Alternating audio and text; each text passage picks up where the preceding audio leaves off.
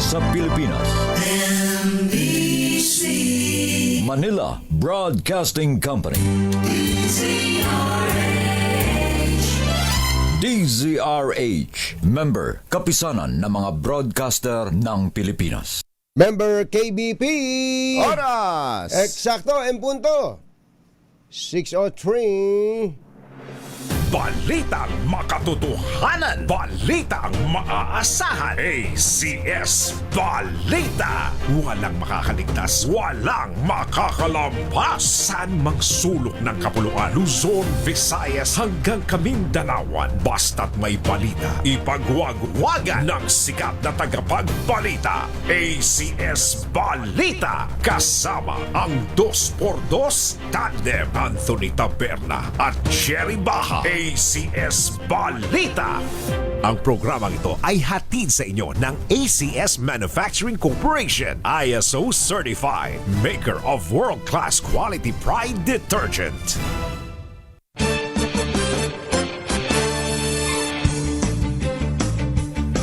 Araw ngayon ng Lunes, January 12. Aba, Engineer Tony Nanggel. January 12, 2026. Sa ulo ng ating ACS Balita. Radiation Oncology Service ng NKTI muling binuksan. May alok na radiation therapy sa mga pasyenteng may kanser. First Lady Lisa Marcos nangakong gagawing mas ligtas at mas malinis ang Pasig River Esplanade para sa mga residente at turista. Impeachment complaint laban kay Pangulong Marcos at VP Sara ikinakasa. Pagbawi ng suporta ng Army Colonel kay Pangulong Bongbong Marcos itinuturing na isolated case ng Philippine Army. NBI sinimula ng investigahan ng social media posts hinggil sa umanay pagkamatay ni Ombudsman Remulla noong Disyembre.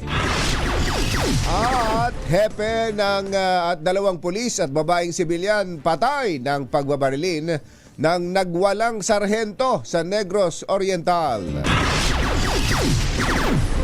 Magandang umaga, Luzon, Visayas at Mindanao. Good morning, Philippines. Hello, world. Kami po ang inyong mga tagapagbalita. Ito po si Jerry Baha. Ito po naman si Anthony Taberna. At ito ang ACS Balita. ACS Good News. maaari na muling mag-avail ng radiation therapy services ang mga cancer patient sa NKTI o National Kidney and Transplant Institute sa Quezon City.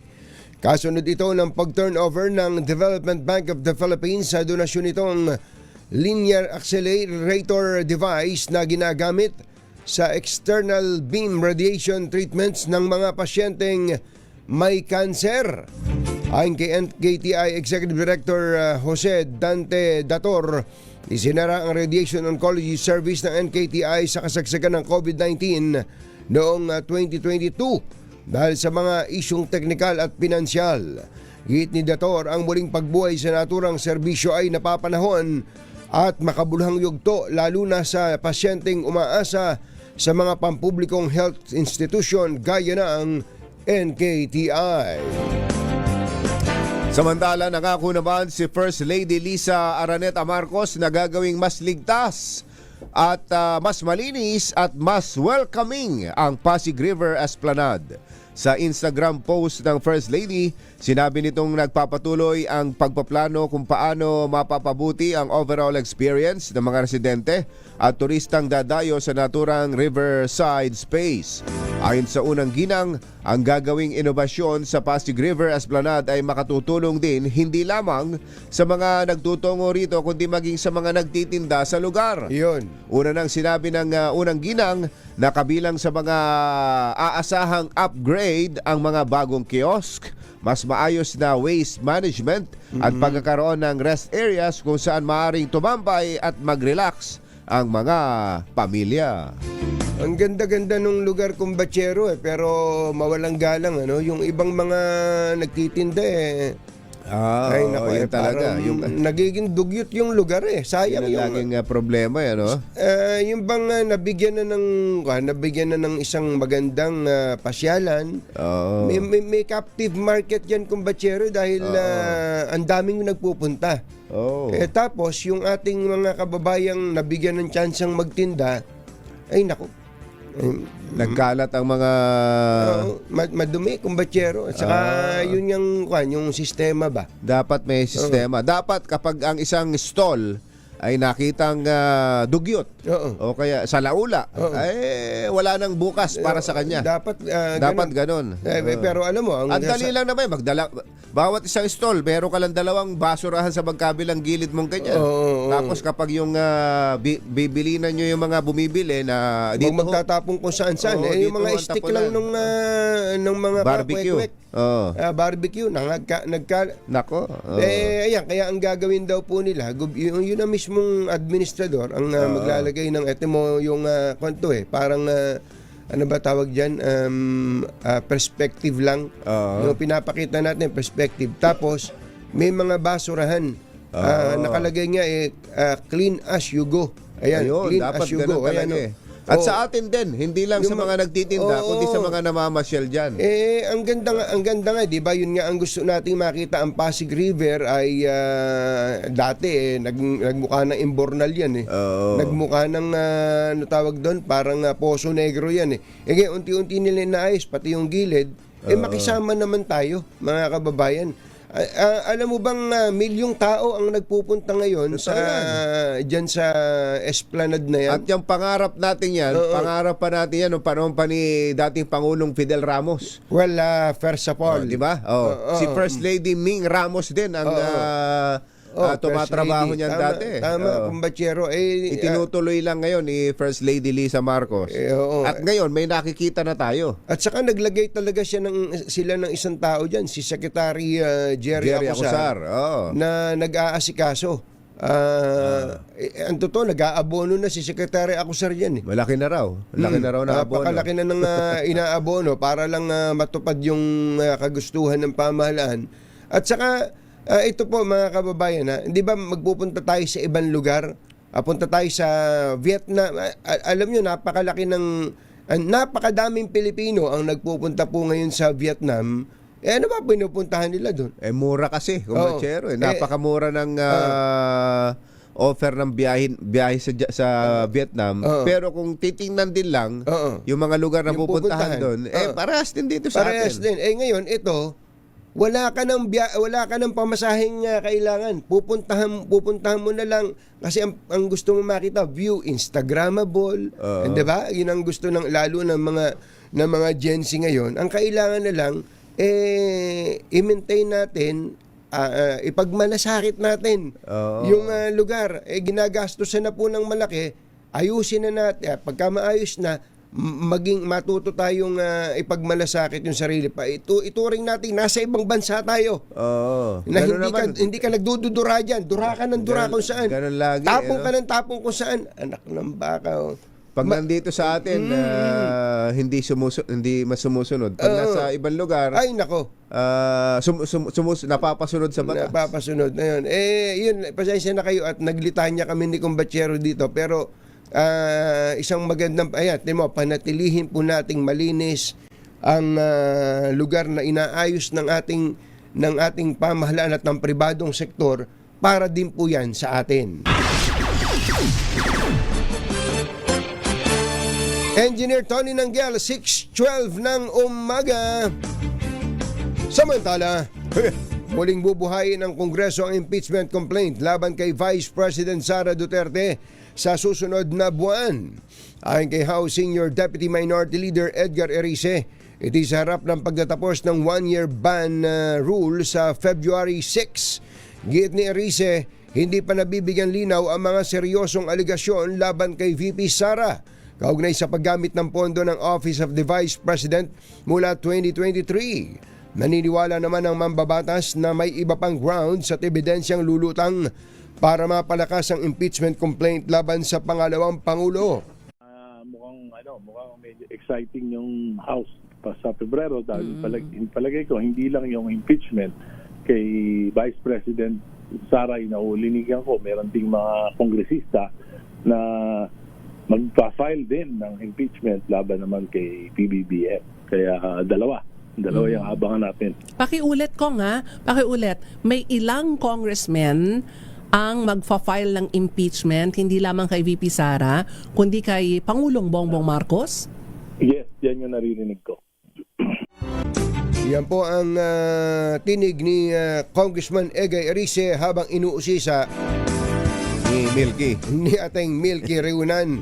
Batay sa batas, maaaring maghain muli sa Kamara ng impeachment complaint laban kay VP Sara oras na mapaso ang 1-year bar rule ayon na rin sa desisyon ng Supreme Court. Ayun. At gaya ng inyong narinig, posible nga ring maharap sa impeachment si Pangulong Bongbong Marcos. Sa panayam ng DZRH, sinabi ni House Deputy Minority Leader Edgar Erice na may mga umuugong na balita na ilang mambabatas ang mag-e-endorso ng impeachment complaint laban sa Pangulo. Bagaman tumangging pangalanan kung sino-sinong kongresista mga ito, iginit ni Erice na target isulong ang impeachment case laban kay PBBM, gayon din kay Vice President Sara Duterte sa susunod na buwan. Git ni Erice, isa sa pinakamabigat sa articles of impeachment na maaaring ihain laban sa Pangulo ay ang betrayal of public trust dahil sa pagpapabaya umano nito sa pambansang budget na sa halip na napunta sa mga proyekto ay nagamit lamang sa katiwalian. Alam mo yung sa Supreme Court, dahil talagang unanimous, palagay ko mahihirapan na ma-reverse pa yung decision na yun ng Korte Suprema. Halimbawa, Palagay ko may mga magpa-file. Hindi may iwasan ng mga naririnig ko na may magpa-file talaga ng impeachment kay VP Sara pagdating ng February 6. Ang inuubo na rin na si Congressman Egay Erice. Oy, mag-ingat tayo. Uso talaga ngayon. Mag-ingat Tingnan nyo naman tayo. sa akin, nangyari sa akin. Oo, may tama po dito sa DZRH. Buti si Kumbachero kahit papano ay naibsan na. Pero may remnants pa din ng Oo nga. ng ano tawag doon? Superflu. Superflu. Superflu yata itong kumakalat talaga no? Tapos si Lakay Deo daw, meron na rin. Oo. Ang sama daw ng ubo. Ayan, kaya mag-iingat po tayo kay Superman. Superflu. Tinuturing ng Philippine Army na isolated case ang umanay pagbawi ni Colonel Odi Mongao, ang hepe ng Army Training Support Group, ng kanyang suporta kay Pangulong Bongbong Marcos. Sa panayam ng DZRH, sinabi ni Army spokesperson Louie Di Maala na nananatiling intact at profesional ang hanay at hindi nakikisawsaw sa mga isyong politikal. Sinabi ni Di Maala na bagamat kinikilala ang freedom of expression, ay may umiiral namang grievance system ang hanay kung saan maaaring maglabas ng saloobin ang mga kasundaluhan. So through the grievance system, meron silang immediate commanders na pwede nilang pagsabihan. Meron tayong succession of command na tinatawag para maayos yung kanilang, kung ano man yung kanilang mga concern sa kanilang career, no? At sa organization para mas lalo pa natin ma-improve yung ating organization. So meron naman tayong mga in place na grievance system para sa Philippine Army as well as the whole armed forces. Ang tinig ni Army spokesman Louie De Maala. Samantala, iniimbestigahan naman ng NBI ang mga nasa likod ng kumakalat na impormasyon sa social media na isinugod umano sa ospital si Ombudsman Boying Rimulya dahil sa matinding karamdaman at kalaunan ay namatay noong Disyembre. Ayon kay NBI Director Angelito Magno, hiningi ni Rimulya ang tulong ng kanyang tanggapan noong Enero 8 para imbestigahan ang naturang fake news. Gate ni Magno, ang pagpapakalat ng maling impormasyon ay maituturing na paglabag sa Cybercrime Prevention Act na pasok sa jurisdiksyon ng NBI. Tiniyak naman ng direktor na sisikapin ng Bureau na agad itong maresolba, gayon din ang iba pang kaparehong kaso sa lalong madaling panahon. Una nang sinabi ni Ombudsman Rimulya na walang basihan ang mga nasabing report tungkol sa kanyang kalusugan at bahagi lamang ito ng tinawag niyang orchestrated campaign ng mga kalaban niya sa politika. Alas 6:18 na ng umaga, susunod! Tito Boy! hepe ng pulis dyan sa Negros Oriental at dalawang iba pa. Binaril at napatay ng kanyang tauhan. Mario Josep, Ang bihira. Yan at iba pa sa pagbabalik na ACS Balita. Achi, Mr. Jalamtang. Lakyam Chapwehon 618. Number 1.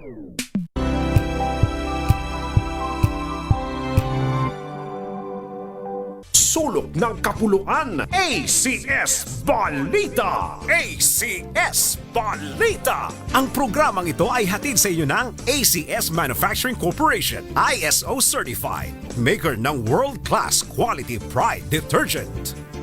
Hi! Maganda morning! Ano bang araw today, kumbachero? Today is Laundry Day Friday. Yuhu!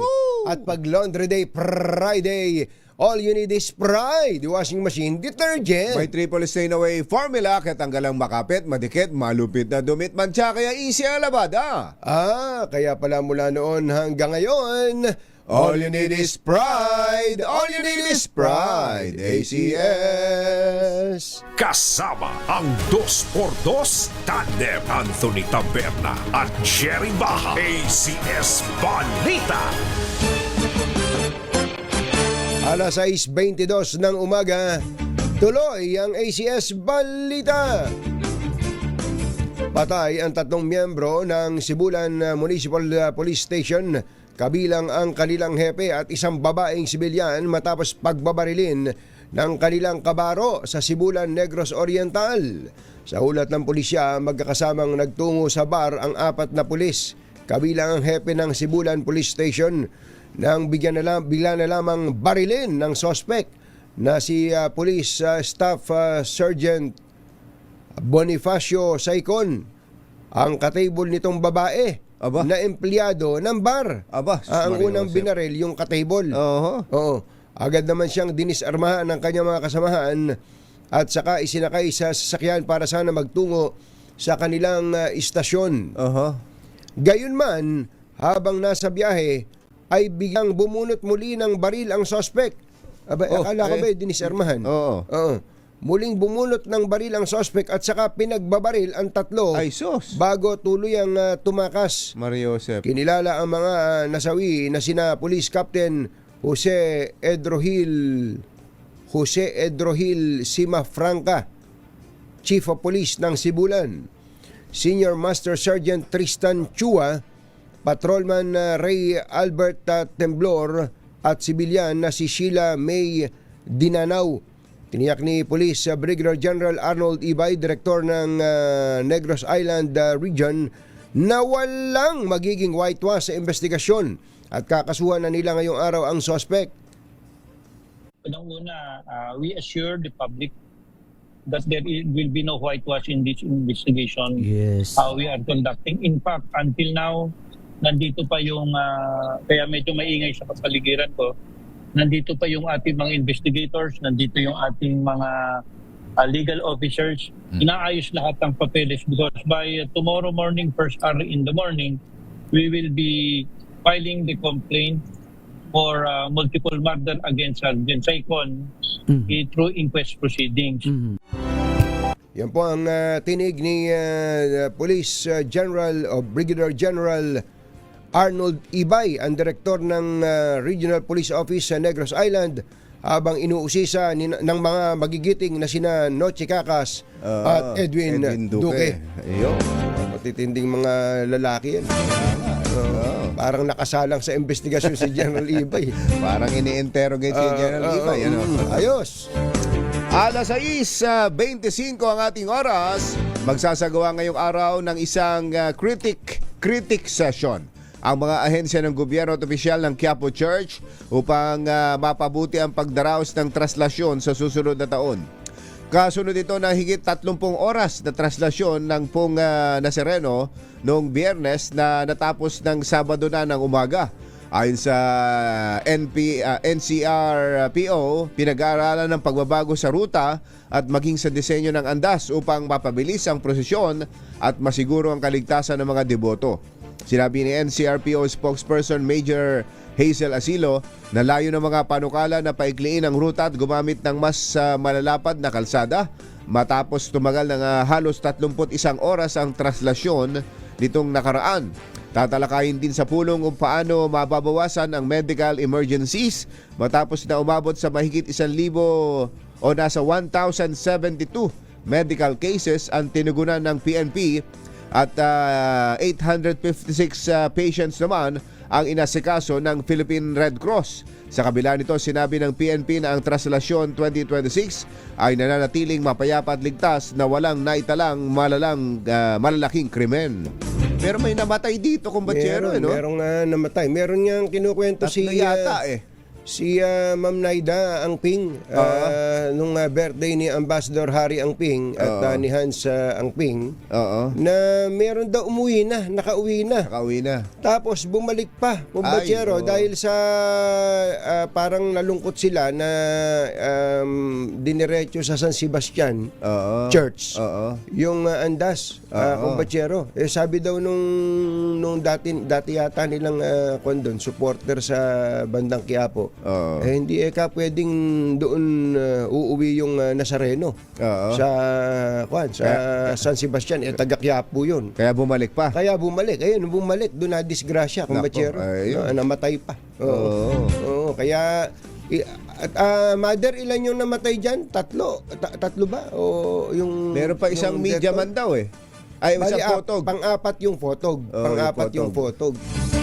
Kalungkot pagka mga ganyang may mga nadidisgrasya pa, no? Alas 6:27, naimbaga-bigat kada kayo amin na po. Agreeing kayon, gising na. Naaprobahan na sa Kamara ang 12 sa 48 prioridad na panukala ng LEDAC o Legislative Executive Development Advisory Council sa loob ng 22 session days ng unang regular session ng 20th Congress.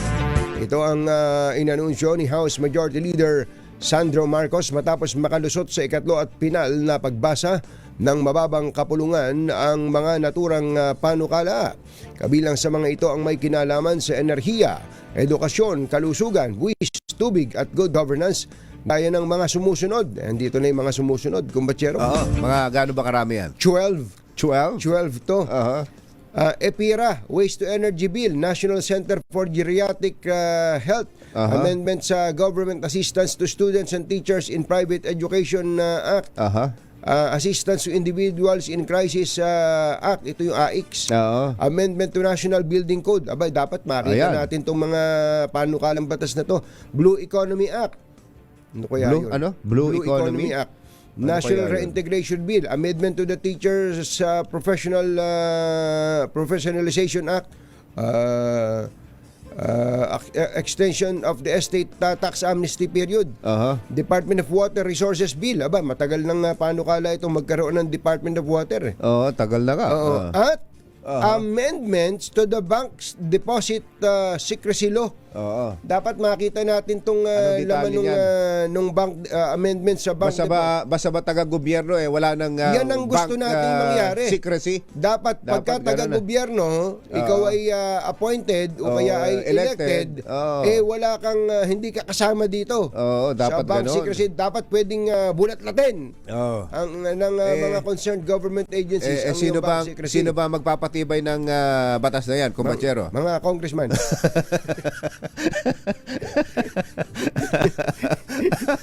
Asa ka pa.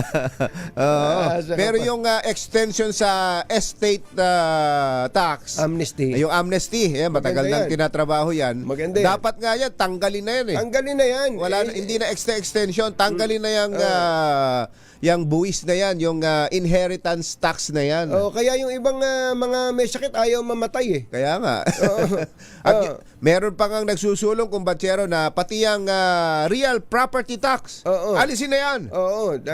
Sabi, bakit pag-aari mo na, binabayaran mo pa sa gobyerno. Bubuisan pa. Oh, binayaran mo na, pinagkakitaan na ng gobyerno, taon-taon ay pagkakakitaan pa. May mga May mga ganong panukala. at may point 'yun ha, magandang talakayin at pag-usapan din. Oo, magandang pag-usapan. Ang amilyar po binabayaran sa local Sa local government. government, oo. At yun naman ay siyempre, alam mo naman ang sagot diyan Oo. Ang sagot lang naman diyan ang buwis, ang lifeblood Yun. ng pamahalaan. Yun. Saan ba kukunin ang ipaglilingkod sa mga kababayan natin kundi sa buwis na binabayar kabilang ang Ayan. sa amilyar o real property tax. Ayan. No? Kaya ay mga kanya-kanya namang sagot. Kaya dapat pag-usapan para magkaroon ng tinatawag na compromise.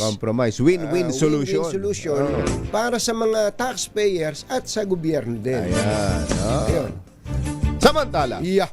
nangunguna naman ang China at Vietnam sa mga bansang nakasisira sa mga coral reef sa South China Sea.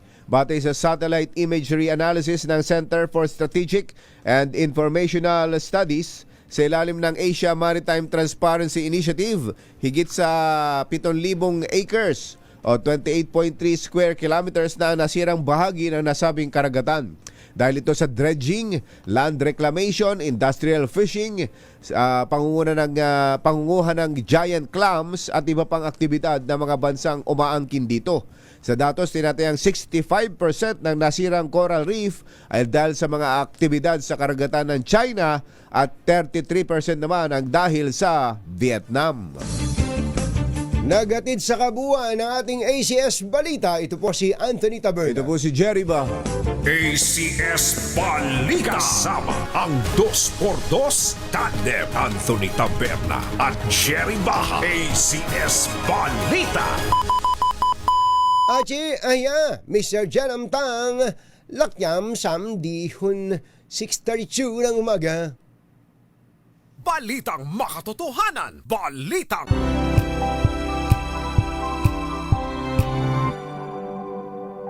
humahataw, humahagupit, lumalatay na komentaryo sa himpapawid.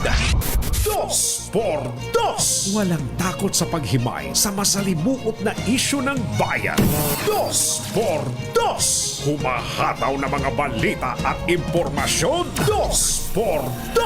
Ating damhin, ating lasapin ang hagupit na 2x2.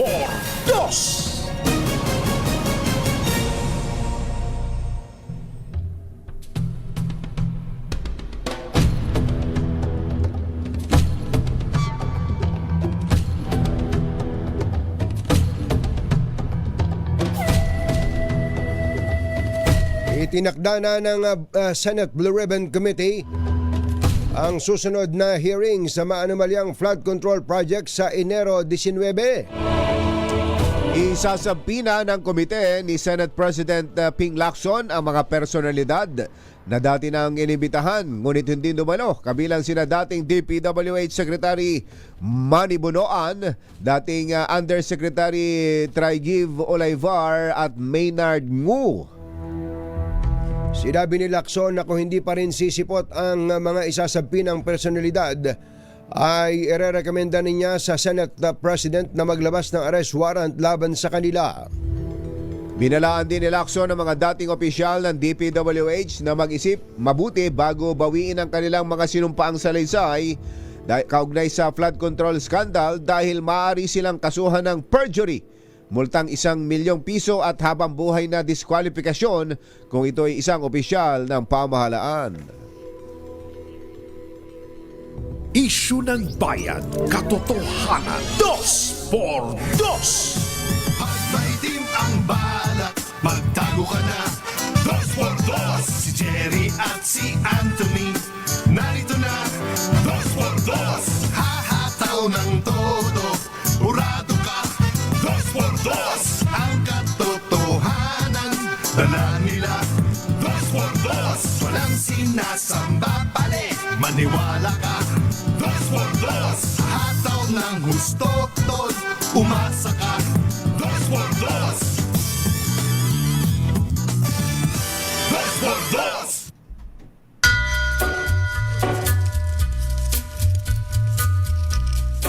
Hi.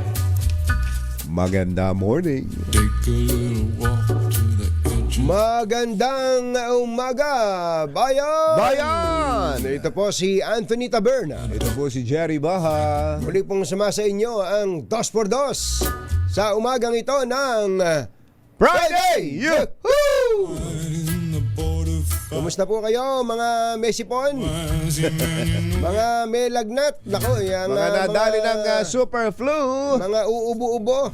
Ano kaya itong tumama sa akin? Simula pa lang kaya ito, kumbachero? Dahil nakakabangong- nilalagnat ako, pabalik-balik ang sipon, Oo. pero wala pang ubo. Wala pa pang namang ubo. Si Oo. Lakay may ubo Sana daw wala na, hindi na tumuloy sa ubo. Kausap yata ni Mother si Lakay Deo Macalma. Oo. Naririnig daw niya na masama daw yung ubo. Oo, At, Lakay, pagaling ka ha. Pagaling ka, Lakay. Pati daw yung bubuit ni Deo, inuubo. Gano'n. Oh, baka nahawahan ka ng bubuit mo. Baka yung bubuit na nagdala. Baka yun ang Alam nagdala. niyo- alam mo naman yung mga bubuit na yan kung saan Kung saan nakakarating yan. nagsusuot yan.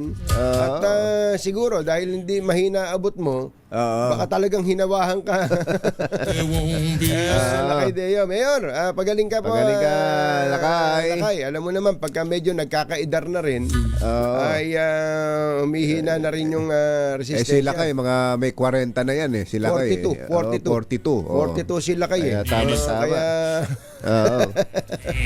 Ay, binabati natin ang happy birthday si Ma'am Gladys Santa Rita. ay, Ma'am Gladys. Dati pala itong president ng Napocor, birthday ngayon. Ma'am Gladys, ito ba yung mahusay maghula hoop? Oh, siya. Oo, Ma'am Gladys. Ma'am Gladys, Happy birthday. Binabati kayo ni Malu. Ni Malu namin din eh. Oo. Ni Malu Cabral. At si Romel Puertes naman ay binabati itong belated happy birthday kay GM Jobentay Aba. ng NHA at kay Assistant birthday, General Manager Alvin Feliciano. Pareho Dito, silang birthday? nagsabay pa yata ng birthday itong parehong tingnan mo taga-NHA na ito ha. Ayos, happy- Jobentay and Alvin Feliciano, belated happy birthday sa inyo.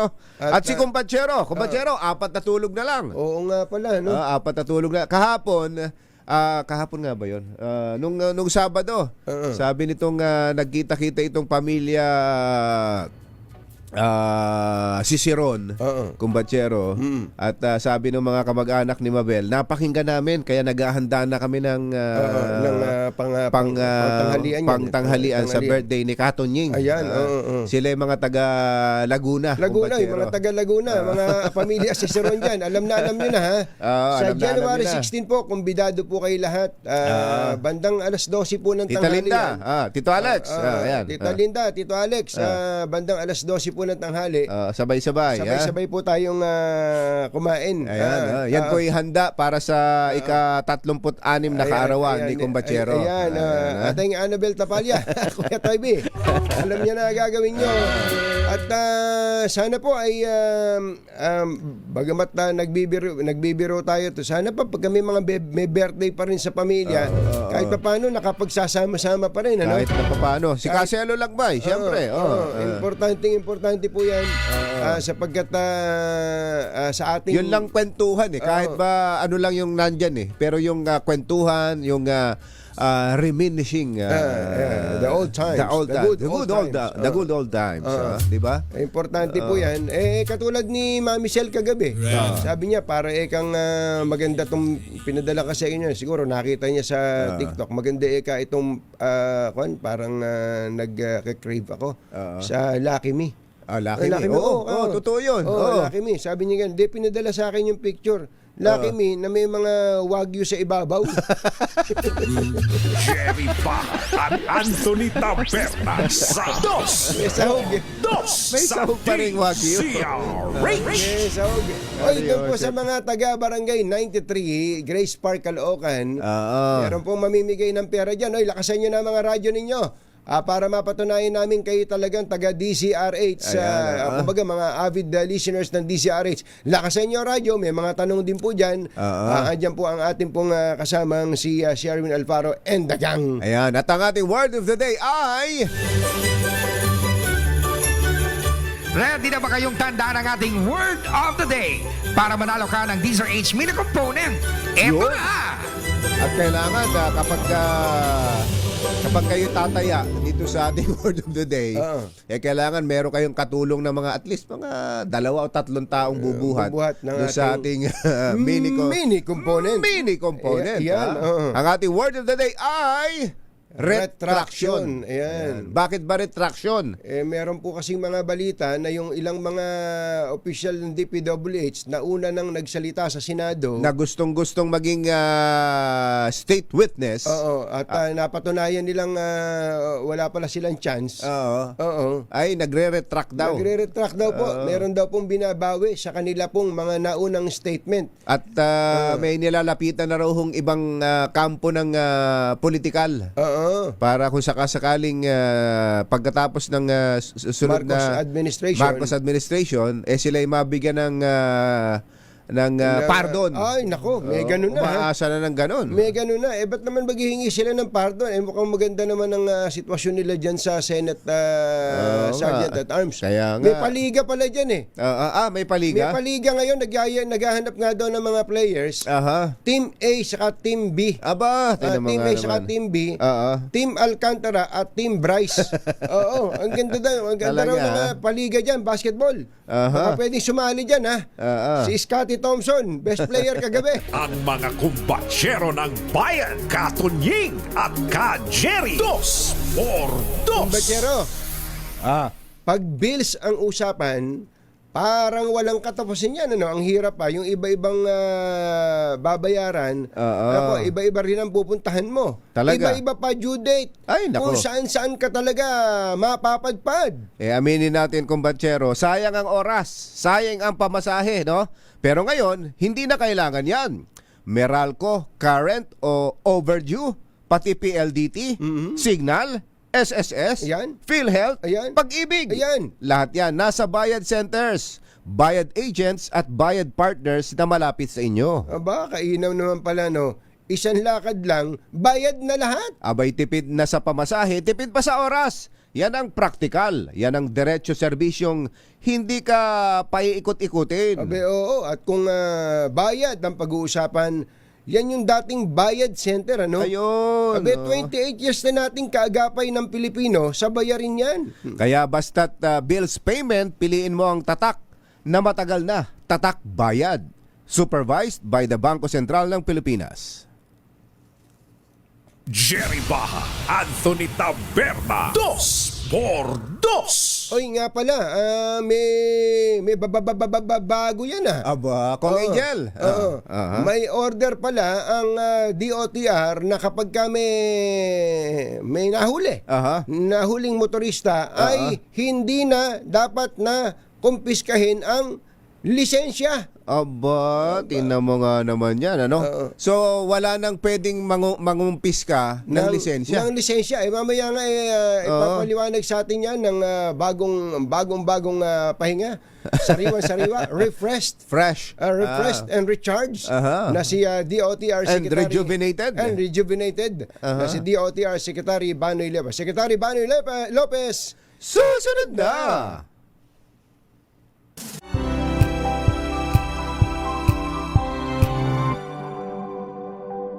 Kaya kung maitim ang balak, Magtago ka na! Anthony Taberna, Jerry Baha. 2 por 2. 2 por 2. Yung music natin, pang bad boys yan, pero good boy yung ating kakausapin. Yun, ganun sana. Masabi natin si Transportation Secretary Giovanni Lopez. Secretary Banoy, magandang morning. Ay, magandang umaga po, Kuya Tunying at Kuya Jerry at sa lahat po ninyong fans. Gumagawa po kayo mas lalo, Kuya Jerry. Ay, Lalo na kayo, Sek. Pero kanina pa namin pinag-uusapan ni Kumbatsero, parang recharge and fresh na fresh kayo. Opo. Nakapagbakasyon po. Ayun, nakapagbakasyon. Importante talaga bakasyon. Oo, parang 3 taon na siyang nagpapaalam. Bakasyon, ngayon lang napayagan. Opo. Secretary Banoy, pakiklaro nyo nga po itong inilabas nyong kautusan tungkol sa bawal nang kumpiskahin ang driver's license ng mga motorista kung sakali na sila magkaroon naman ng violation. Go ahead po, Secretary. Tama po, Kuya Anthony. No? So, nung last Friday po, January 9, tayo po ay naglabas ng Transportation Memorandum Circular kung saan sinasabi natin sa LTO, inataasan natin sila na kapag may traffic violations, sinususpend po natin ang pagkukumpiska ng actual driver's license po. Para bigyan po natin sila ng 30 days para ayusin ang mga iba't ibang mga polisiya dito, mga iba't ibang circulars. Kasi kami po mismo, pati mga enforcers, meron pong kalituan dito. No? So kung kami po ay mismo ay nalilito kung ano po yung tamang polisiya, o for example, yung isang enforcer dito, iba yung kanyang, kumbaga, iba ang kanyang interpretasyon. Pagdating sa ating mga deputized traffic enforcers din, iba ang kanilang interpretasyon sa kanilang sa tapat na polisiya. Nararapat lang po na kami mismo ay ayusin muna namin ang polisiya at dapat lang din po na isuspende ang ating pag-confiscate ng actual driver's license. At ang pangalawang kautusan po natin ay yung 15 days kung saan ayusin o isesettle ang violation ng isang apprehended motorist, gawin pong 15 working days. Ang rason po working days po. Ang kadahilanan po dito ay simple lang. No, binibigyan natin ang ating motorista ng 15 days, no? Tapos ang gobyerno naman po, hindi naman po 15 calendar days na pumapasok.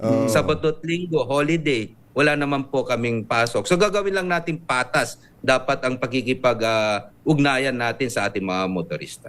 So wala nang mangyayaring pagkumpiska kahit anong violation, kahit na anong traffic enforcer, MMDA man, LGU, wala nang NLEX, SLEX, wala nang confiscation ng kahit anong traffic violation, Secretary Banoy.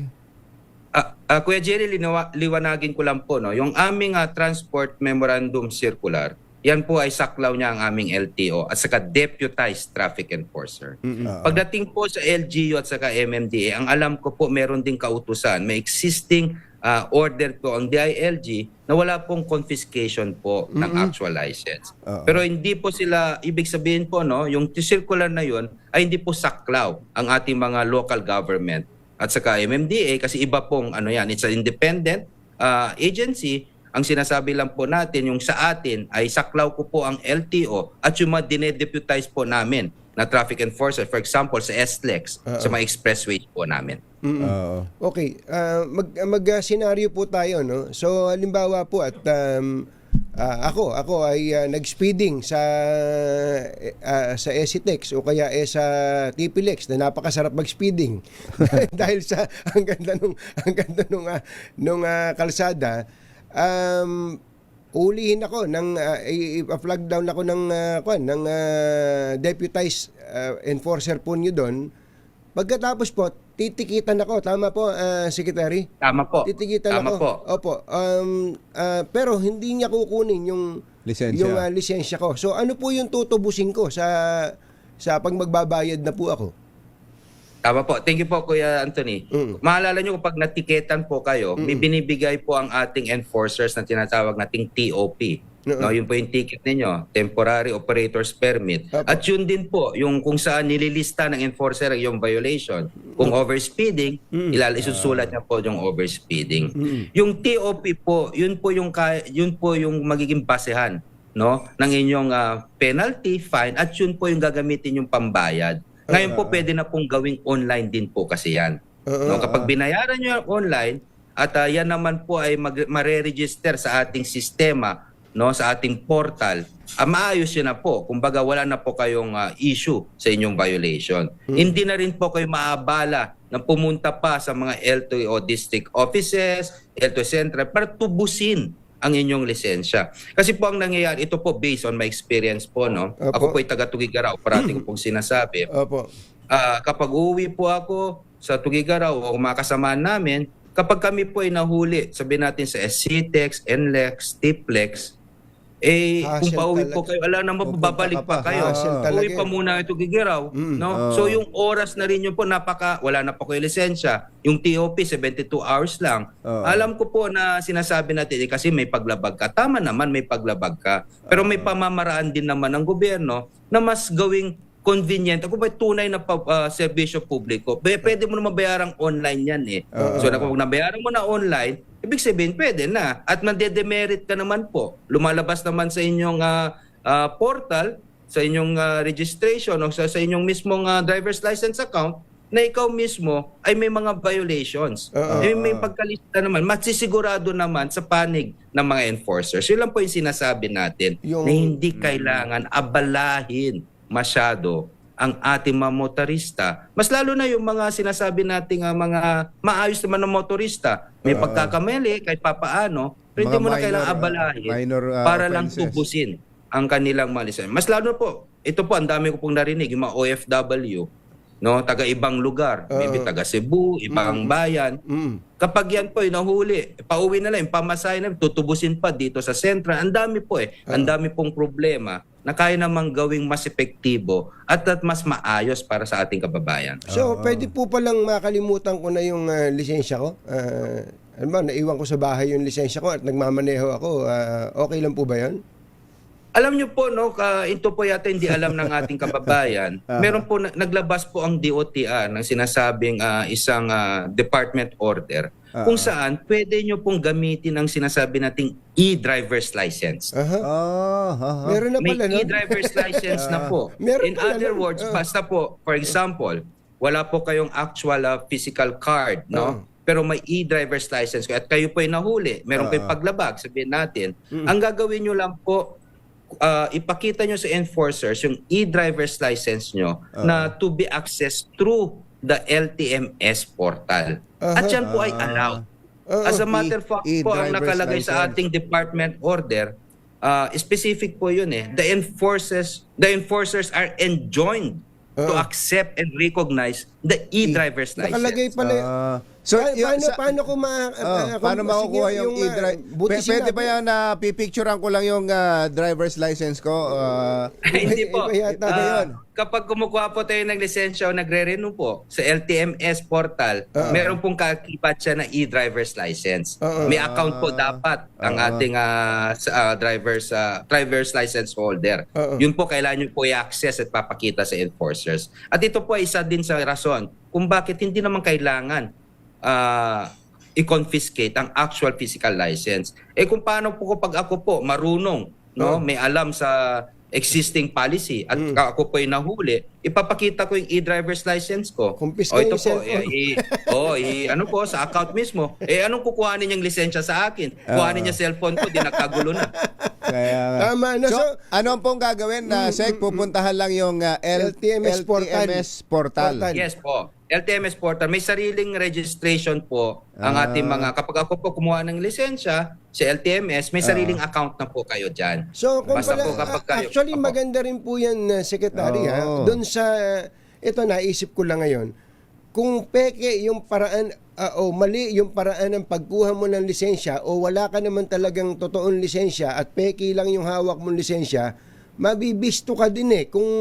Kung ang gagamitin, kung i-require ng enforcer, halimbawa, o ninyo, na yung LTMS portal lang gamit, wala ka ka palang portal. Tama po. O kaya wala ka Tama palang po.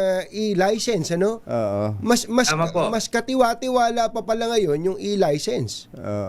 Yes po, tama po. At ang nangyayari nga po ngayon, di ba, yung mga alam naman po natin, yung mga nahuhuling mga lisensya, nag-affidavit of loss lang po eh. Ayun. Di ba? Kaya nakakagulo po. And other than yung issue ng corruption, yun po iniiwasan po natin yun. Pagka po ba, halimbawa, nakabayad na po ako, no? Nag-violate po ako ng traffic rules, tapos natikitan ako, tapos nagbayad ako online, matik po ba yun? As in, nakasync ba yun? Matik ba na mabubura na yung kasalanan ko pagka nakabayad na ako? Hindi po mabubura ang yung kasalanan, pero mabubura po yung penalty nyo. At may demerit po. No? May demerit, Hindi po mabubura yung... Opo. So Hindi magkakaroon... po, it will not extinguish your prior violations, but it will just allow you po na to use again your vehicle Now you're driving with a proper license, with a valid license. Oh, nako, ang ganda. Teka May muna. demerit. Ito po ba'y order lang sa inyo o ng Pangulo o diskarte nyo bang sarili to? Ano bang, nabalitaan ko kasi noon last week, parang ang Pangulo pa sana ang mag-a-announce eh. Tama po. Tama po. Ito po alam niyo po ang Pangulo, parati niya po nga sinasabi na kailangan natin na ayusin ang ating mga pulisiya. Ito pong ginawa natin ngayon na ito po ay isa po talang kautusan ng ating Pangulo. No? Na ayusin, aralin niyo muna at parati niya nga sinasabi na just make sure na yung ating mga kababayan hindi mahirapan. At ito po isang pamamaraan na we can still enforce kung ano ang dapat na patakaran sa trapiko, but in the same time ay mabibigyan natin ng konting kaginhawaan ang ating kababayan. So Pangulo pala mismo ang nanggaling yung bagong patakaran na yan, Sek? Opo. Okay. Teka muna, ito ba in reaction o in response to James Dickens' complaints? Ako po, no, to be honest po, no, may dalawa kasing issue nung kay Mr. Dickens. Una, yung sinasabi nating substantive issue.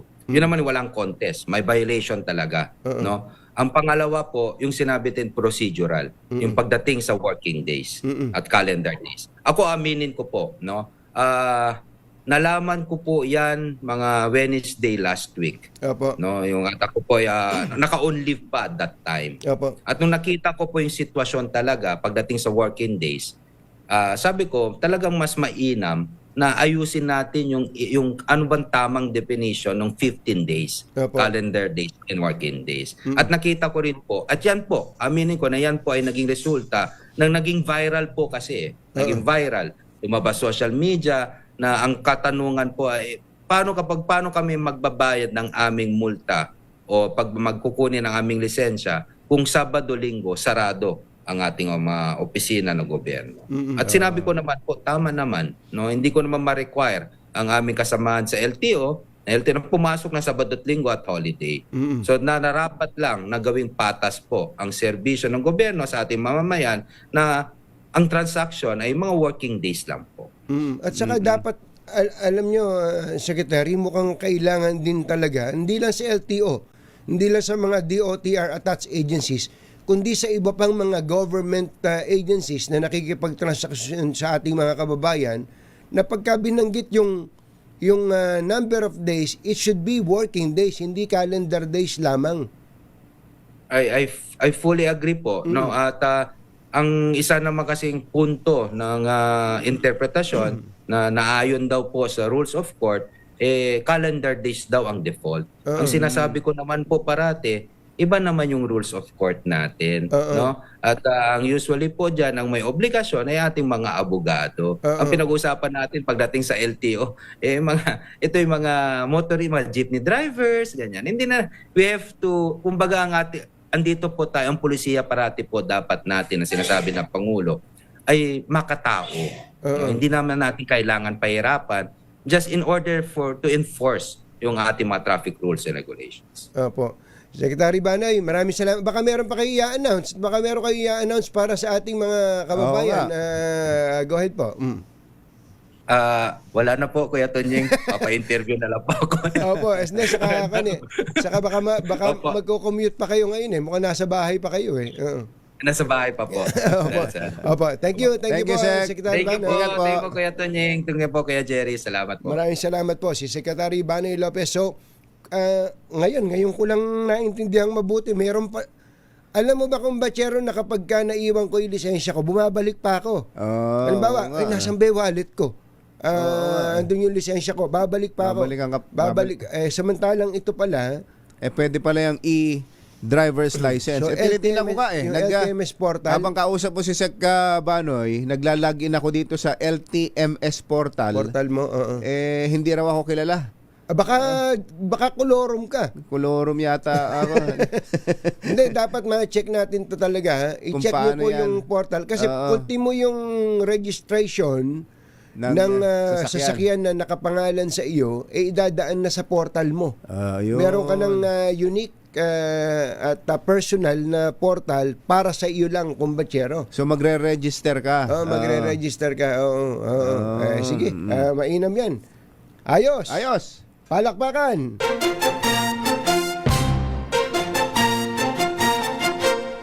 Katonying at Ka-Jerry. Anthony Taberna, Jerry Baha, ang samahang pinatibay na ng panahon. 2 por 2. 2 por 2. Number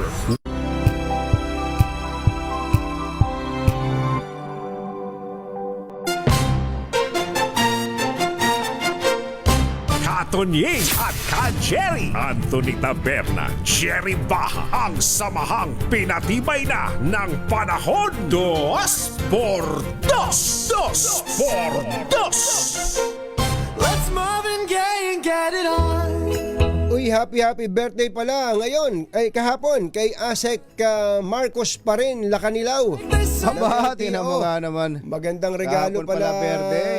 Asek yun, ano? Magandang regalo, Asek Marcos pa rin, Lakanilaw. Marcos pa rin, sa Lakanilaw. ating mga Happy birthday. kababayan. Kasi kung order ng DOTR yun, i-implement ng LTO yan. Correct. Kung walang order, siyempre kung ano yung dating mga rules, yun lang din yung ipatutupad nila. Dati palang patakaran 15 calendar days. 15 calendar days. So kahit natamaan yung Sabado-Linggo, Ubus na yung oras mo. wala namang tao sa LTO. Wala naman tao. Saka ngayon, puro yung binanggit nga ni James Dicken, puro holiday yun eh. Pero yung nabanggit po ni Secretary Banoy kanina, klaro, meron talagang violation. Yung substantive issue doon is there was a violation at yung violation, kumbatsero, ay reckless driving. Reckless driving talaga. Isip-isipin mo na pinako ko nga kay John yun eh. Pinasubukan namin eh. Yung kung kasi yun eh, yung exit ba ng Quezon Avenue. Di ba kapag mabilis ang takbo mo, exit ka sa Quezon Avenue, Dapat nandun ka na sa kanan. Nandun ka na. Meron linya yun na mahaba. Mga nasa 1 kilometro pa lang ang layo mula doon sa exit. Kasi nga, laging ano din eh. Laging maraming may nagkakat eh. Maraming umi-exit. Umi-exit. Ayan, kumbatsero. Ayan, tapos, sumingit siya, papasok. Sumingit, papasok. Ay, ang bilis ng takbo mo. Tapos sisingit ka ng, kasi nakita ko, ay naku. Delikado nga yun. Delikado. So, meron talagang violation at I'm sure, hindi naman tinututulan ni paring James ni yun. James Dean. James Dean eh. Hindi, Deakin. Deakin. James Deakin. Talagang may violation. May violation. Pero ang naging problema doon, kumbatsero, yung proseso. Yung proseso ng pagtubo sa lisensya. But again, unuulit po natin, just for clarification, effective immediately. Ang pagkumpiska ng lisensya ay bababawal na. Hindi na po gagawin yan ng mga enforcers ng LTO at mga i-issuehan ka na lang ng top. Yung TOP. Ayan, yung TOP. At yun naman ay hindi mo na rin kailangan puntahan ng personal sa LTO, kundi Pwede ka magbayad online. Ang laking ginhawa talaga ng online. At of course, kapag ka naman magbabayad ka online, may tinatawag na convenience fee. Mura lang naman yon. Kesa naman magbibiyahe ka pa. Correct. Pupunta ka pa.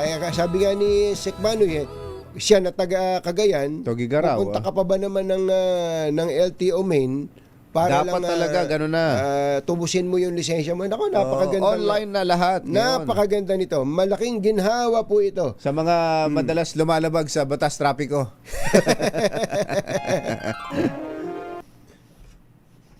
Ayun.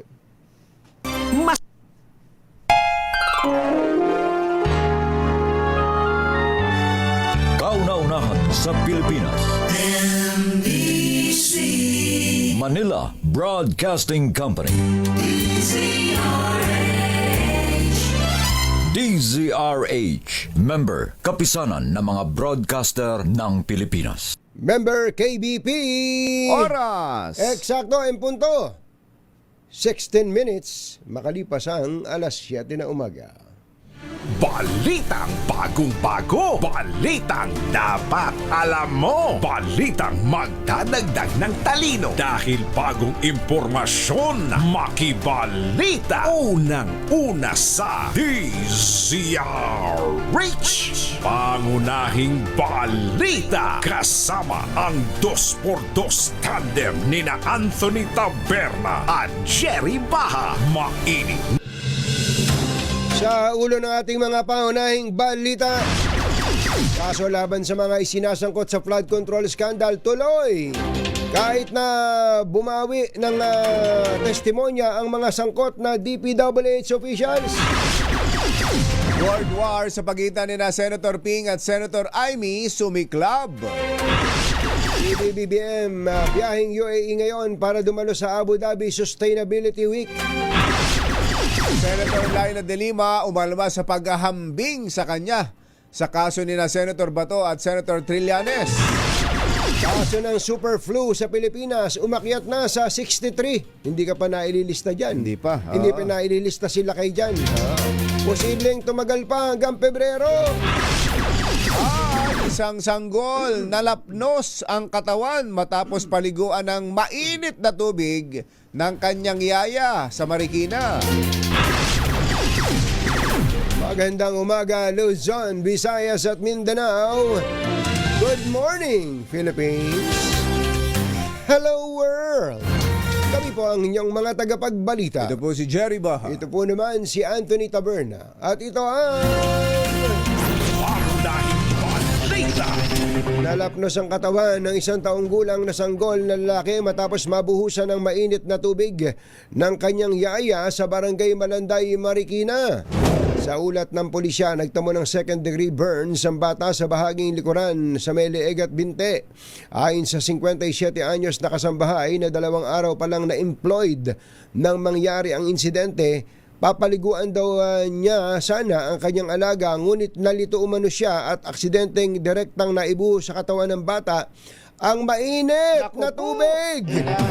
Agad namang isinugod ng mga magulang ang bata sa Amang Rodriguez Memorial Medical Center para sa agarang serbisyong medikal.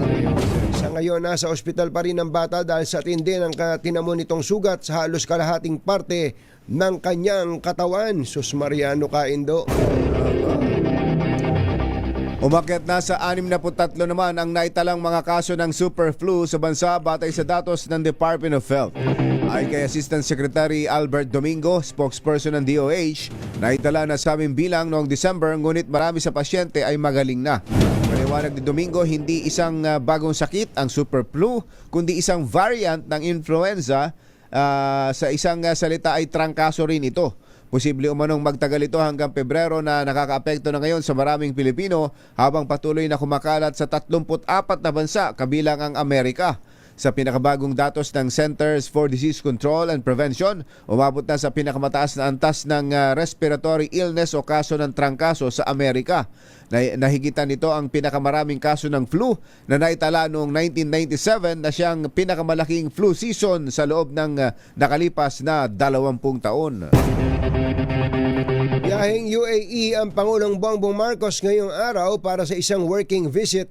Ayon sa Malacanang, lalahok ang Pangulong Marcos sa Abu Dhabi Sustainability Week kasama ang iba pang leader para talakayin ang ilang global concerns gaya ng energy transition, war security, finance, food systems at environmental protection. Kasabay nito, lalagdaan din ng Pilipinas at UAE ang Comprehensive Economic Partnership Agreement o CEPA at Memorandum of Understanding on Defense Cooperation. Ilayon nitong palakasin ang market access ng bansa sa UAE at palakasin ang kooperasyon ng mga ito sa defense technologies. Mananatili sa UAE ang presidente hanggang sa Miyerkules, Enero 14. Na-offend si mamayang Liberal Party List Representative Laila de Lima sa naging pahayag ni Senate President Tito Soto. Ito'y matapos iambing ni Soto ang hindi niya pagdalo noon sa sesyon ng Senado sa sitwasyon ni Senator Bato de la Rosa at dating Senador Antonio Trillanes. Ayon kay de Lima, malinaw na magkaiba ang sitwasyon dahil ang hindi niya pagpasok noon sa Senado ay hindi kusang loob kundi dahil sa pagkakakulong sa mga gawa-gawang kaso laban sa kanya ng Duterte administration. Binigyang din ni De Lima na hindi siya tumakas sa pananagutan taliwas sa sitwasyon ni De La Rosa na anyay umiiwas sa posibleng pag-aresto ng International Criminal Court. Dagdag pa ng dating Justice Secretary, kahit nasa kulungan at halos walang access sa gadgets, ay patuloy pa rin siyang naghain ng mga panukalang batas at ilan sa mga ito ay naging ganap ng ang batas. Alas 7:21, magpapatuloy sa susunod na linggo ang investigasyon ng Senate Blue Ribbon Committee kaugnay ng maanumalyang flood control projects sa pamahalaan. Ayon kay Senate Pro Tempore o President Pro Tempore Panfilo Lacson, chairman ng komite, itinakda ang pagdinig 1:00 ng hapon sa January 19, ngunit depende pa rin ito kung magkakaroon ng quorum. Planoan niyang talakayin ng komite ang issue ng sinasabing pag-urong o retraction ng mga salaysay ng mga dating DPWH engineer at na sina Henry Alcantara at Bryce Hernandez na itinanggi naman ng Department of Justice. Sa kabila ng pagtanggi ng DOJ, giniit ni Lacson na sisiyasatin pa rin ng komite kung may naisumiteng counter affidavits at ipapaliwanag ang posibleng pananagutan ng sinumang babawi sa kanilang sinumpaang testimonya. Nagbabala si Senate President Pro Tempore Ping Lacson sa mga dating DPWH officials na nagbabalak na bawiin ang kanilang sinumpaang salaysay kaugnay sa flood control mess. Ayon kay Lacson, ang recantation ay may katapat na kasong perjury na may hanggang 12 taong pagkakakulong, multang 1 milyong piso at diskwalifikasyon sa paghawak ng anumang posisyon sa gobyerno. Git ni Lacson, hindi naman na mamamatay ang mga kasong inihain laban sa mga sangkot sa anomalya kahit bawiin ni na dating DPWH engineers Henry Alcantara at Bryce Hernandez ang kanilang testimonya. Sinabi ni Lacson na mas mainam na kung itutuloy na lamang ng mga ito ang kanilang pagkikipagtulungan sa ginagawang investigasyon sa flood control scandal. Alas 7:23, sumiklab ang world war sa pagitan ni Senate President Pro Tempore Ping Lacson at Senadora Amy Marcos na nag-ugat sa maanumalyang flood control projects. Ayon kay Lacson, ang best response sa nonsense ay silence, ngunit kapag nang insulto na ay hindi na ito pwedeng palampasin, lalo ang ininsulto ay ang Blue Ribbon na sinisira ang integridad ng komite at mga miyembro nito. Nagugat ang galit ni Lacson sa akusasyon ni Amy na pinagbawalan ang mga senador na halukayin sa pagdinig ang pagkakasangkot ni dating Speaker Martin Romualdez sa flood control scandal na tinawag ni Senator Ping na baseless, untruthful, kasinungalingan at napaka-irresponsable. Pasaring pa ni Lacson, parang baka gusto ni Senator Amy na mag-apply at maging meow-meow ng Senado. Pasabog pa ng chairman ng Blue Ribbon Committee, may 2.5 billion na halaga ng allocables ang Presidential Sister sa 2025 National Expenditure Program. Batay sa mga dokumentong hawak ni Lacson mula sa kampo ng yumaong DPWH Yusek Catalina Cabral.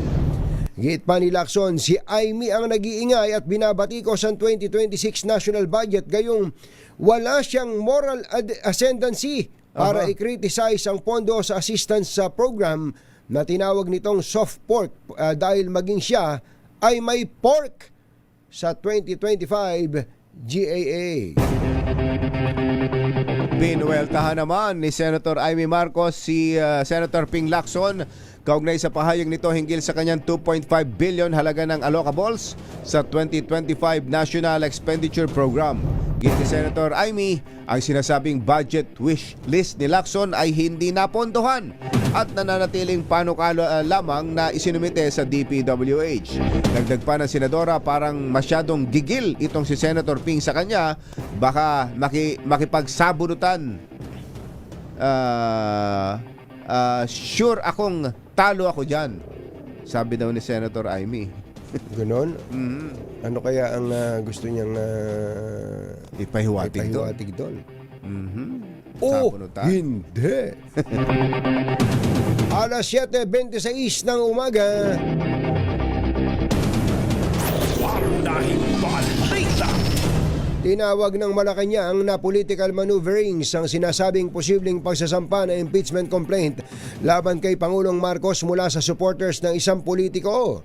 Sa isang pahayag, sinabi ni Palace Press Officer Claire Castro na nakatuon ang Pangulong Marcos sa kanyang tungkulin at sa paghahatid ng resulta para sa mga mamamayan. Ayon kay Castro ay ginagalang ng Pangulo ang umiiral na constitutional process at naniniwala na anumang hakbang ng Kongreso ay dapat nakabase sa mga ebidensya sa umiiral na batas at pambansang interes. Patay ang isang lalaki matapos tuklawin at puluputan pa sa leeg ng isang malaking ahas sa Iloilo. Kwento ng residente, nagising na lamang sila sa malakas na ingay bandang alas 4:30 ng umaga at nakita ang sawa na nakapulupot pa sa biktima. Pinagpapalo umano nila ang naturang ahas para makawala ang lalaki na kalaunay idineklara ring patay ng mga responding otoridad. Gitnang pulisya, posibleng hindi napansin at naapakan ng biktima ang sawa dahilan para ito'y tuklawin at puluputan. Mga nangunguna at mga bagong balita sa DZRH. Pangunahing balita.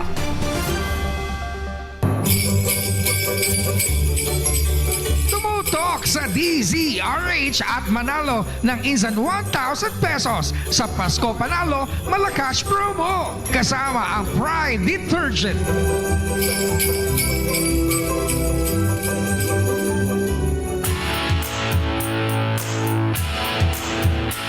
May nanalo na, kumbatsero. Aba, tingnan mo nga naman yan. Diyan sa Barangay 93, Grace Park, Caloocan. May nanalo na. RH6 Sherwin Alfaro. Go, go, go! Yes, Katunying, ka Jerry, eto nga, magluluto tayo ngayong umaga ng halo-halo. Ang ingredients natin, merong talong, okra, sitaw, pandan, kangkong, saging, at langka. O yan, halo-halo nga yung iluluto nitong si Nanay. Nanay, ba't naman naisipan nyo magluto ng halo-halo? Para po meron kami merienda para po mag-astos sa pangangailangan. Sakto na kagad, di ba? Kompleto na, may tanghalian na, may merienda na, halo-halo. Pero anong iluluto niya talaga dun sa mga gulay? Nay, ano po pangalan niya, Nanay? Amalia Punsalan Aribe po. Oy, teka muna, Aribe. Ano Baka kamag-anak niyo tong si kumbatsero. Kasi po ang mister ko, taga Northern Samar. Northern Samar. Northern Samar. Aribe, baka Ariba yon. Aribe po kami. Aribe, ano? Aribe as in victory. A-R-I-B-E, as in boy. Iba. Sabi ko sa'yo, iba eh. Ito ang kabyenan. Iba yon. Iba naman yan, kumbatsero. Yung victory kasi itong si Aribe, si Mabel. Nanay Amalia, ano po yung iluluto nyo talaga dyan sa mga gulay na yan? Sa umaga po, ulam. Pagkatanghali po, merienda na po. Hindi po kailangan tumigil, maraming binubuhay, pinapaaral. Teka muna, ano ba yan? Karinderya? Mini lang po. Mini. Para palang component namin. Mini component. Opo, yun lang po. Kumusta naman ang hanap buhay, ang business? Maayos naman po. Nakakaraos din naman po. Marami ba kayong mga customers dyan sa area na yan? Meron po, minsan po kumakain ng mga taga-pabrika, mga kapitbahay. Pati iikot mo nga, Sherwin, yung kanya. Ayan, yan lugar. Maraming nakaparadang motorsiklo ha. Opo. At maraming mga marites dyan ha. Ayan, nakaready na. Nag-aabang na ng iluluto ni Nanay. Nag-aabang na po yan ng maluluto. Wala pa bang lutong ulam? Wala pa ngayon? Meron na. Ito, paksiw ba yan? Opo. May mga... Yung paksiw, nangangamoy, ang asin. Pero wala ang bango, grabe. Paksiw na ano ba yan? Pwedeng paksiw na talong. Paksiw na talong lang. Yan, bangot. Bangus. Paksiw na bangus. May talong. Bangus na may talong. Ayos, oo. Matagal na. Dahil nahuli ka namin nakikinig ng DZRH, palagi nakikinig ng DZRH. Sino paborito mo announcer tuwing umaga? Ano po? Ang lakas ang sigaw ko, di mo nadinig. Sino paborito mo announcer Nanay sa radyo? Si Anthony Taberna. Tsaka po si Jerry Baha. Ayun! Si Anthony Taberna at Jerry Baha. Ito, meron Hindi na kang kailangan 1,000 turuan, pesos. Maraming salamat po. Thank you, Ayan na. Nanay. At Thank you. pag nakuha mo pa yung ating word of the day, meron ka pang regalong makukuha.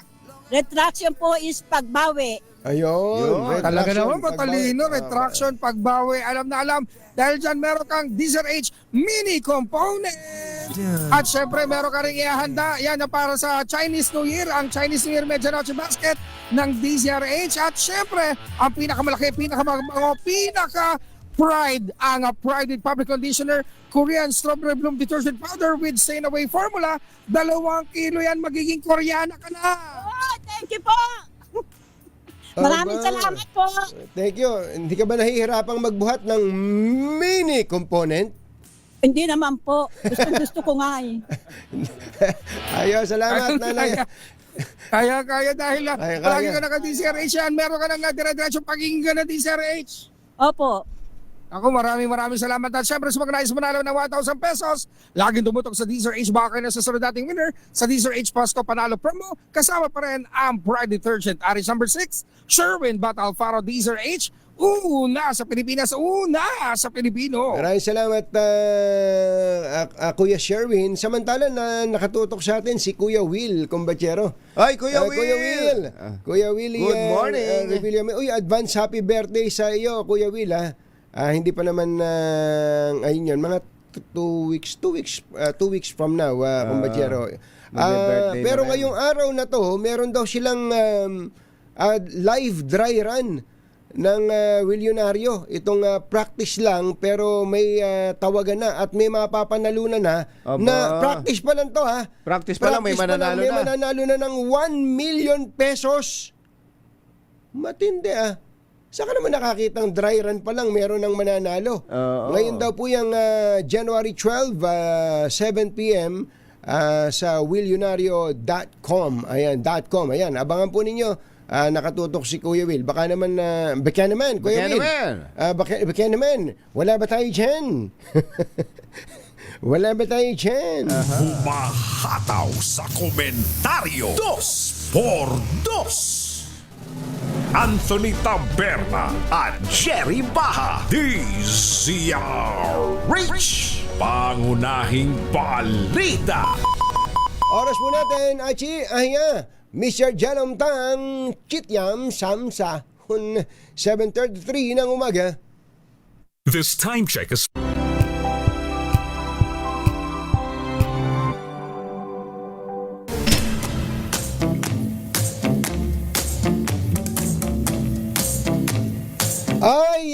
Ay. Kuya Mark Navarro, magandang morning. Kuya Elmer Ngo, kumusta po? Kuya Elmer. Nakita kami ni birthday boy Secretary Artugade nung Friday. Ayun, nakabangka at ang daming mga oldies na nakita siya. 80 years old na pala si Secretary Artugade, Combachero. Batang-bata. Sabi niya, kumusta ba si Combachero? Nakakatayo pa ba? Opo, kako, kayang-kaya. Ay, baka kailangan nyo nang magpalit ng bubong ng bahay, ha? Buti na lang, may bubong na maaasahan. Gawa sa state-of-the-art technology. May aluminum na. May pintura pa. Now available na rin sa pre-painted tiles pa. Para sa eleganting bubong na matibay na, makulay pa, mag-Jerryloom pre-painted ka na. Uy, congratulations pala, Combachero, kay Alex Ayala, ha? Alex Ayala. Bagamat kinapos ng konti, ang ating tennis sensation. Kinapos ng konti, dapat nanalo din siya doon sa Chinese, sa semifinals, pang-finals na sana, doon sa isang tournament sa New Zealand, Combachero. Kaya lang, kinapos. Pero okay lang. Okay lang yan. Babawi. Ngayon yata ang pinaghahandaan niya ay sa Melbourne, Australia. Down under. Uy, niyayanig po ngayon ng Cherry Auto Philippines ang 7-seater hybrid SUV Market sa paglabas ng all-new Tigo REV Luxury Edition. Starting at just 1,528,000 pesos, hatid ng all-new Cherry Tigo REV Luxury Edition ang high-tech na features, pogi at moderno ang itsura at syempre sulit sa halaga. Ito ang tunay na game changer sa segment na ito. Meron po itong 1.5-liter turbo engine at ipinagmamalaking Cherry Super Hybrid System. Meron din po itong 1,400 km na combined EV at hybrid range, kaya kahit makarating ka pa ng Bicol, no problem! Marami rin po itong safety features tulad ng 14 Advanced Driver Assistance System kasamang adaptive cruise control at 540 degrees camera. Kaya handa ka na bang mag-upgrade? Subukan na ang Cherry Tigo REV LE. Mag-test drive na! Anthony Taberna at Jerry Baha, DZRH, pangunahing balita. Alas 7:42, umakyat na sa 6 ang bilang ng mga nasawi sa pagguho ng landfill sa Cebu City. Ayon sa City Disaster Officials, bandang alas 7:30 ng umaga kahapon nang ma-recover ang mga bangkay ng dalawang babae, edad 43 at 39 sa landslide na naganap noong Huwebes ng hapon sa Barangay Binaliw. Patay sa datos ng Bureau of Fire Protection, 31 ang nananatiling nawawala habang 12 iba pa ang kasalukuyang nakakonfine sa mga ospital. Ayon sa mga otoridad, nahihirapan sila sa search and rescue operation dahil sa malakas na ulan, ngunit gumamit pa na rin ng 50 toneladang crane upang alisin ang mabibigat na bakal at konkretong bumagsak sa mga gusali.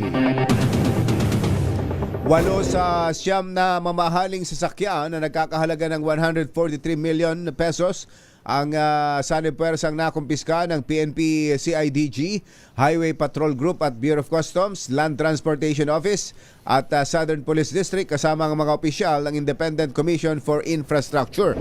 Inatang ang mga naturang sasakyan sa isang condominium parking sa Bonifacio Global City sa Taguig na iniugnay kay dating Ako Bicol Party List Representative Zaldico, isa sa mga sinasangkot sa maanumalyang flood control projects. Ayon kay BOC Deputy Chief of Staff Chris Bendijo, 8 sa mga hinatak na mamahaling sasakyan ay alinsunod sa bisa ng search warrants. Kabilang sa mga nakumpiska ay Rolls-Royce, Toyota Sequoia, Cadillac Escalade, mga Lexus, GMC at Mercedes-Benz. Mahigit 106 na milyong pisong halaga ng puslit na sigarilyo ang sanib pwersang nakumpiska ng Customs Port of Davao at PNP Bangsamoro Autonomous Region sa Parang Maguindanao del Norte. Nag-ugat ang operasyon na makatanggap ng report ang mga otoridad hinggil sa 2,000 kahon ng sigarilyo na ipinasok sa isang bodega. Sinabi ni Customs Commissioner Ariel Nepomuceno na ang pagkakakumpiska sa mga kontrabando ay sumasalamin na Dr. Jessica D. Sa pangako ng ahensya na palakasin ang border protection at paglaban sa iligal na kalakalan upang mapangalagaan ang kita ng gobyerno at kapakanan ng publiko. Customs Commissioner Ariel Nepomuceno, sir, baka pwedeng puntahan nyo rin at pati na rin ng BIR si Commissioner Charlie Mendoza. Commissioner, magandang umaga po. Baka pwedeng puntahan nyo ang mga illegal na sigarilyo na laganap sa Nueva Ecija. May pagawaan ba ron? Hindi ko nga malaman eh. Baka andyan lang ang ay illegal na pagawaan ha? Ang nakakatakot dyan, mga estudyante, mga minor de edad ang bumibili na ng mga sigarilyong ito. Tsaka mura. At murang-mura. Sabi nga nung kausap ko kagabi ayun daw Hope dati. Yung Hope. Ay, napakamahal ho kanon eh. Meron pa ba ang Hope? Kaya nga sabi ko, meron pa ba nun? Wala, parang wala na. Ang binibili daw po ngayon, yung smuggled. Ano kaya mga brand yan? Smuggled ba yan o dito na ginagawa mismo? Kaya kailangan magsanib pwersa ang immigration, ang customs at saka BIR tungkol dito. Ang dami, pulis. At saka pulis mismo. Takot yata yung pulis sa mga involved dyan. Mga politiko yata. Tsaka local government. Yan. Mukhang mga politiko ang involved dyan. Dahil sa mainit daw ang flood control, mukhang ang pinag-uukulan ng pansin ngayon ay mga sigarilyo. Nako po. Illegal na kontrabando. Ayan, Ikaw, bata ka. General Melencio Nartates, ang ating magiting na PNP chief. Meron kayong pwedeng punteryahin dyan. Mukhang yan ang ipinalit sa flood control ng ilang politiko. Samantala, tumaas ang sales ng mga produktong likha ng mga preso sa Japan sa loob ng 4 na magkakasunod na taon.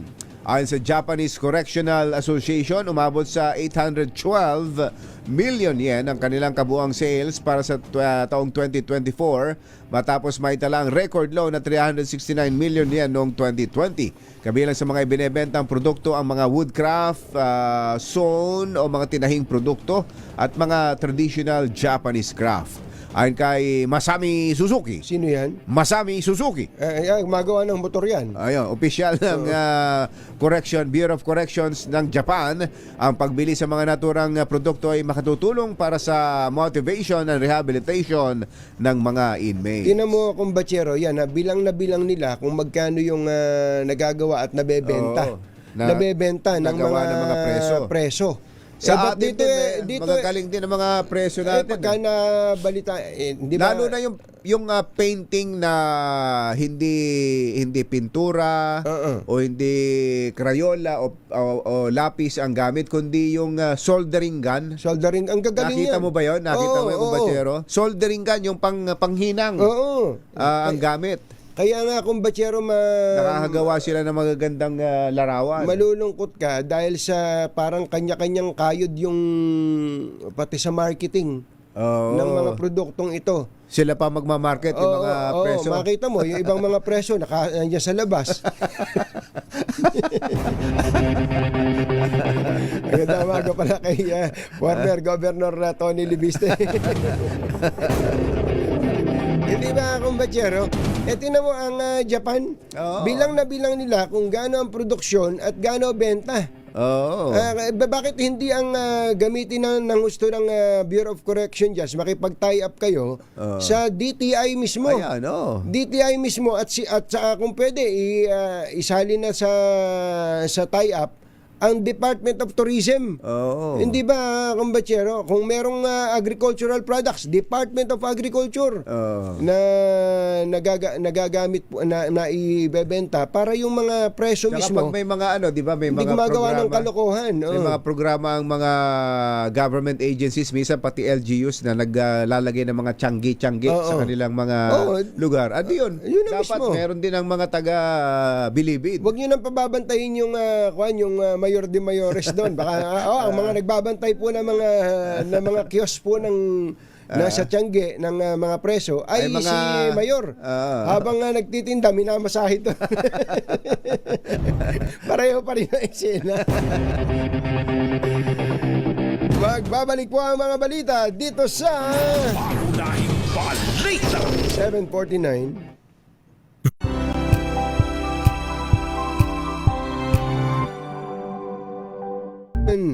Kumbachero, hindi lang itsura ang dahilan kung ba't dapat bantayan ng timbang, kalusugan mismo ang nakalaya dyan. Tama ka dyan, kumbachero, kasi kapag sobrang timbang, tumataas ang risk ng diabetes, heart disease at kahit arthritis. At pag nagkasakit ka, apektado pati pamilya. Kaya ngayon pa lang, simulan na po natin ang proactive health management, maglaan ng oras sa ehersisyo at piliin ang tamang nutrisyon tulad ng N+ Gold. Ang N+ Gold po ay isang nutritionally balanced meal alternative. May 230 calories lang bawat baso pero puno ng protina, healthy fats at vitamins and minerals na kailangan ng katawan. Kaya kung may senior kang magulang o ikaw mismo gustong kontrolin ng timbang, timplahan ng N+ Gold. Isang simpleng paraan para alagaan ang kalusugan. Yan ang tunay na tanda ng pagmamahal. Ipakita ang tanda ng inyong pagmamahal with N+ Gold. Available sa Mercury Drugstores at iba pang leading drugstores nationwide. Jerry Baja at Anthony Taberna sa 2x2 sa DZRH. By 2027, kumbachero ay target ng PAGCOR na maging purely regulatory body. Ito'y kapag ka naisakatuparan na ang pagbebenta sa lahat ng Casino Filipino assets. Sinabi ni PAGCOR Chairman Altenco na hinihintay na lang nila ang resulta ng isang comprehensive study ng Governance Commission for GOCCs, at kapag naaprubahan na, lalabas na isang EO at inaasahan daw po na makalilikom ang gobyerno ng 30 to 50 billion pesos mula sa pagbebenta ng mga Casino Filipino branches nationwide. Yun. Ganun sa Masamang tao lang ang takot sa dalawang to. Kaya kung maitim ang balak, magtago ka na! Anthony Taberna, Jerry Baja, 2 por 2! 2 por 2! Ay, ka Jerry Labasan, Kabet, dyan sa Canlubang, Laguna, at saka si Marpon Salan dyan sa Bulacan. Magandang morning! Magandang morning! At ibinabalita po ng Vietnam na ang kanila daw pong bansa ang ultimate destination, nagiging Very ultimate destination ng mga Pinoy travelers. Very aggressive ang Vietnam, ano? Maniwala ka kung batsero. Ito ulitin lang natin ang Vietnam daw po is quickly becoming the ultimate destination for Pinoy travelers.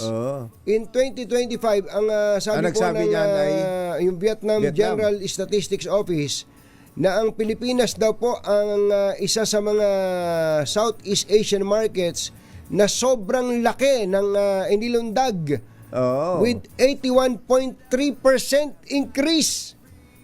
Ganun po katindi. Dumadami ang mga Pilipino na tinatangkilik ang Vietnam. Ayan, Kaya daw po, para daw po mas maituloy ang momentum, meron daw pong mga airline companies na gumagawa ng paraan para mabilis na makapunta ang mga Pilipino from Manila to Hanoi at Manila to Danang.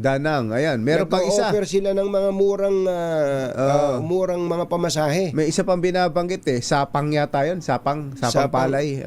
Sa Bulacan yan. Sa San Jose del Monte, Bulacan yan. Kay Mayor Rita Robes yan. Bukod pa doon sa Ho Chi Minh, di ba? Yung Ho Chi Minh, yung Saigon. Yung po yung Ho Chi Minh. Uulitin lang po natin. Yung Hanoi, doon na malamig sa north. Ulitin lang natin mga kababayan ito pong Vietnam, pag pumunta ka, hindi naman sa minamaliit natin, pero mas maganda po Pilipinas. Mas maganda po, mas marami pong magagandang puntahan sa Pilipinas kaysa Vietnam. Pero bakit ito pinupuntahan ng mga Pilipino? Una po, ang galing ng marketing po nila. Maaakit ka. Yung magpunta ka lang sa social media, may algorithm na tinatawag, dadaling ka dun sa mga puntahan. Siyempre, pagka video na yan, maganda na ipakita yan. Maganda na ipakita.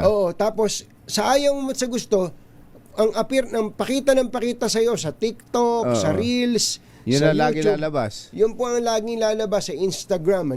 So, ang galing po ng kanilang marketing. At syempre nga, yung mura.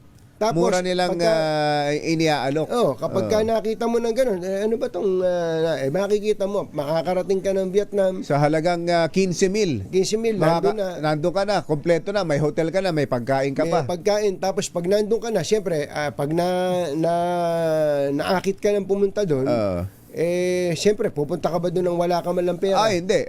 Magdadala ka ng pera dahil dadalhin din kayo doon sa mga required na mga bilihan. At hindi kayo paalisin hanggat walang bumibili. Napakagaling po na strategy nun. Sa madaling salita, ang turismo po ay basically is marketing.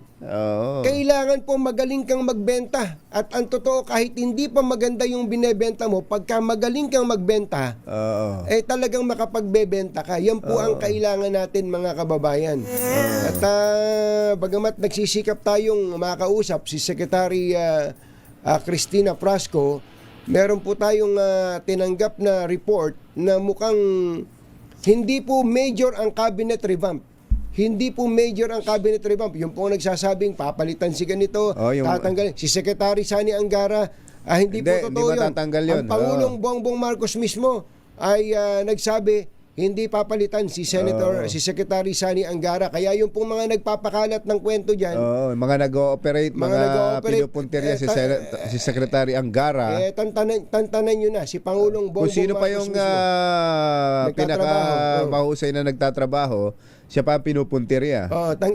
Tantanan nyo na yan. Ang nabanggit po ng isang source natin na very close sa Presidente, mukhang naghahanap po ng kapalit kay Secretary Cristina Frasco. Pero doon po sa iba, mukhang ang sabi nga ng Pangulo, sabi ng source natin, Kumbachero, ay no planned major cabinet changes.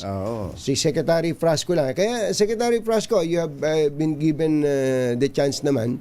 Siguro mukhang kulang Kulang. Sayang po ang bansa natin. Kailangan po natin ng magaling na tagapagbenta ng ating Napakaganda ng Pilipinas. Napakaganda ng Pilipinas. Kailangan natin yung parang yung isang advertiser na kayang-kayang magbenta ng refrigerator sa Alaska.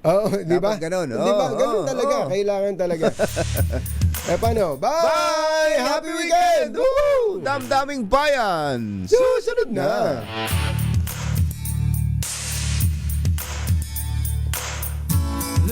This time check is brought to you by ACS Manufacturing Corporation, ISO certified, maker of world-class quality Pride detergent. Balitang ito.